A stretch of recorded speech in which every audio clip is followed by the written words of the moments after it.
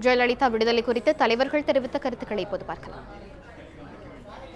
வெற்றி, மிகப்பெரிய வெற்றி. தமிழக மக்களுக்கு மகிழ்ச்சி. அனைத்து அண்ணா திராவிட முன்னேற்ற கழகத்துக்கு கிடைத்த வெற்றி.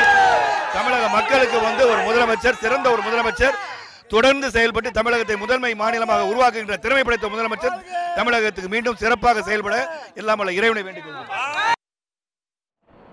அம்மையார் ஜெயலலிதா அவர்கள் மீது தொடுக்கப்பட்ட சொத்து குவிப்பு வழக்கில் பெங்களூர் சிறப்பு நீதிமன்றம் 4 ஆண்டுகள் சிறை தண்டனை, 100 கோடி ரூபாய் அபராதம் விதித்தது.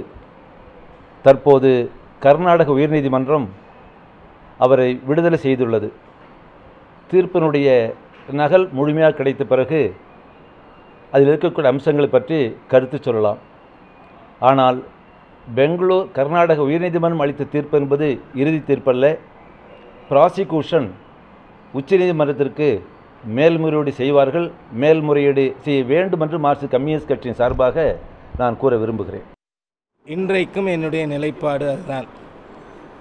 ஆகவே தமிழகத்தினுடைய முன்னாள் முதல்வர் செல்வி ஜெயலலிதா அவர்களும் அவர்களோடு இந்த சொத்து குவிப்பு வழக்கிலே கீழ்கோர்ட்டால் தண்டிக்கப்பட்ட மூவரும் சேர்த்து 4 பேரும் இப்பொழுது பெங்களூர் உயர்நீதிமன்றத்தால் முழுமையாக விடுவிக்கப்பட்டிருக்கிறார்கள்.